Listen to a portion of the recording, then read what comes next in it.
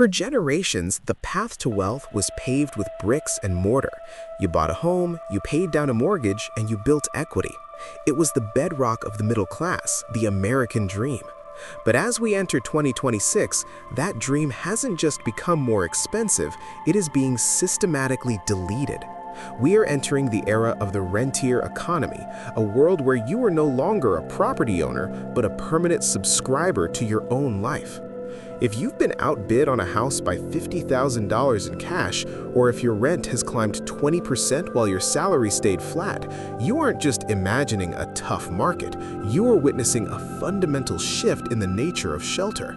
Shelter is transitioning from a basic human necessity into a high-yield financial asset for the world's largest corporations. The math of 2026 is brutal.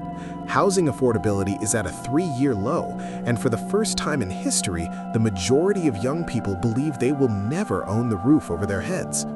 To understand the crisis, we have to look at the lock-in effect. Millions of homeowners who secured 3% mortgage rates back in 2021 are currently handcuffed to their homes. They can't afford to sell because moving would mean doubling their interest rate to 6.5 or 7%. This has created a supply desert. With no one moving, there are no houses for sale. But where families see a desert, Wall Street sees an opportunity.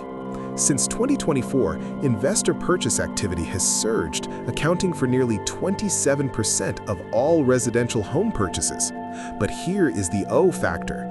It's not just mom-and-pop landlords anymore. We're seeing the rise of institutional predators. These are trillion-dollar hedge funds and private equity firms that use sophisticated algorithms to identify and buy entry-level homes before they even hit the public market. They aren't buying these houses to flip them, they're buying them to build permanent rental portfolios. Imagine a neighborhood where every single house is owned by the same corporation. They don't just set the rent, they control the local economy. This is the subscription housing model. Just like you subscribe to software, music, or your gym, Wall Street wants you to subscribe to your home. In this model, you never build equity, you never finish paying.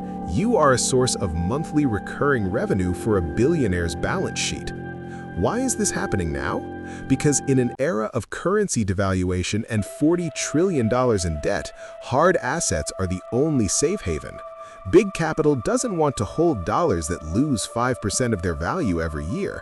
They want yield, and nothing yields more reliably than a human being who needs a place to sleep. By cornering the housing market, they have created a captured audience. They have turned the American suburb into a high-yield bond. This creates a devastating economic feedback loop. When a corporation buys a house, that house is removed from the for-sale inventory forever. This drives prices up for the few remaining homes, making it even harder for you to buy. As homeownership rates fall, more people are forced into the rental market, which allows those same corporations to raise your rent. It is a closed loop designed to keep you on the treadmill. The economic term for this is the rentier state.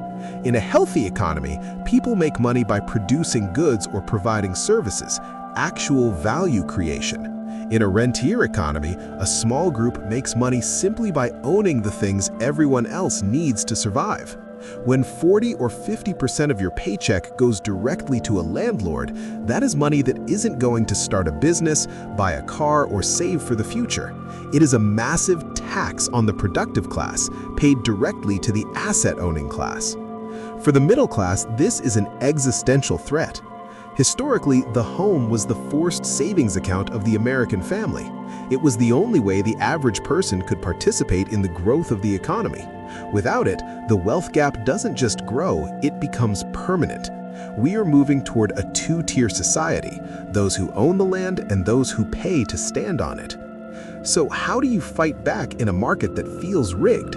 You have to change your strategy. If the traditional housing ladder is broken, you cannot keep trying to climb it with 20th century tools. First, you must look at fractional ownership.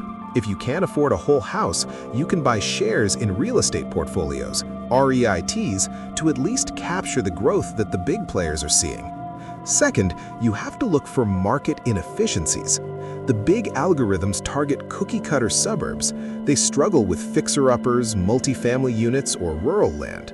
To own property in 2026, you may have to look where the machines aren't looking. Third, you must prioritize asset acquisition over consumer comfort. Every dollar you spend on a subscription service is a dollar you are not using to buy a piece of a productive asset. The Great Reset of the housing market is a warning. The era of accidental wealth through homeownership is over. In the 2026 economy, if you don't own the assets own you. The choice is yours. Stay a subscriber or find a way to become an owner.